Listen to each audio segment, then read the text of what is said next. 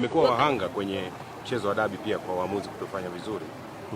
Naweza kuweka comment yote kwenye. Sasa tunadhani kuwa wahanga si ndio tumekuwa tukisema kila siku bwana kwamba hili jambo lina athiri na linatengeneza taswira hasi dhidi ya mpira wetu, na tunategemea kwamba shirikisho na vyombo vinavyohusika vitachukua hatua inayostahili.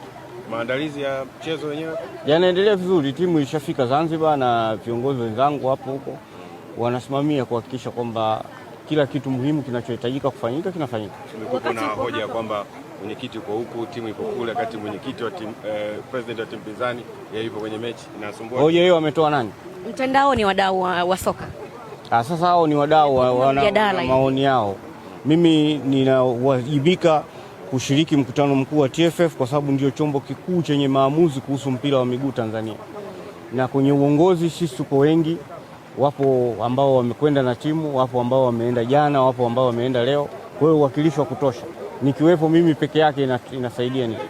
Namba za kupoteza mchezo wa dabi zinawapa pressure ama zinaweza kuwa? Hazitupi pressure. Sisi tushawahi kuwafunga wao miaka 7 mfululizo. Nyinyi mnazungumzia swala la michezo hii ya hapa na hapo tu. Asanteni sana. Vipi mwenyekiti, upande wa taarifa za SOA zimekaaje? Zimekuwa ni sitofahamu. Nadhani tumeshatoa taarifa rasmi na hatua zinazoendelea kuchukuliwa zitachukuliwa. Pale ambapo tutakuwa na haja ya kuwakilisha kwa jamii tutawakilisha. Mwenyekiti, unaweza kuahidi chochote mashabiki wa Simba wapenzi kuhusiana na mchezo huu? Wewe unauliza maswali ambayo yako relevant.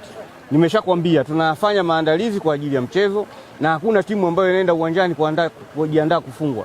Sasa unaniuliza swali gani? Pengine unaweza kuwapa neno mashabiki kwamba la tumaini